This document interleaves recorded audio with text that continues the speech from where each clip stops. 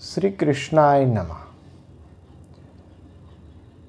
બુદ્ધિના ભેદો સાત્વિક, રાજસ અને તામસ એ ભેદો બતાવ્યા પછી મનુષ્ય જ્યારે કર્મ કરે છે તો એ કર્મના પણ પ્રકારો છે. તો એ કર્મના પ્રકારોની અંદર પણ સાત્વિક, રાજસ અને તામસ કર્મ છે.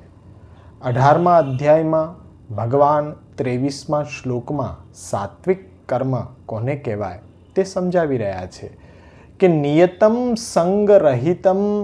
સંગરહિતમ અરાગ દ્વેષતા કૃતમ અફલ પ્રેપ્સુનામ કર્મ યત્તત સાત્વિકમ ઉચ્યતે. એટલે કે ફલ પ્રાપ્તિની ઈચ્છા વિના એ કર્મ જે કરવામાં આવી રહ્યું છે તેમાં રાગ દ્વેષ લેશ માત્ર પણ નથી, એવું જે કર્મ છે તે સાત્વિક કર્મ કહેવાય.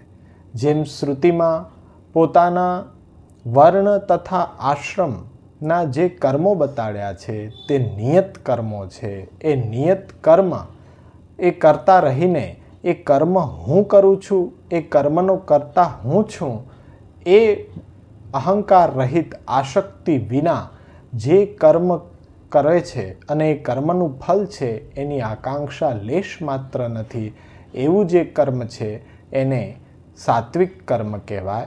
તો એ સાત્વિક કર્મ પ્રત્યે આપણી સાત્વિક બુદ્ધિ, સાત્વિક શ્રદ્ધાથી જન્મ લે છે. તો અવશ્ય આપણે સાત્વિકતાને અપનાવીએ એક કદમ अपनी संस्कृति की ओर.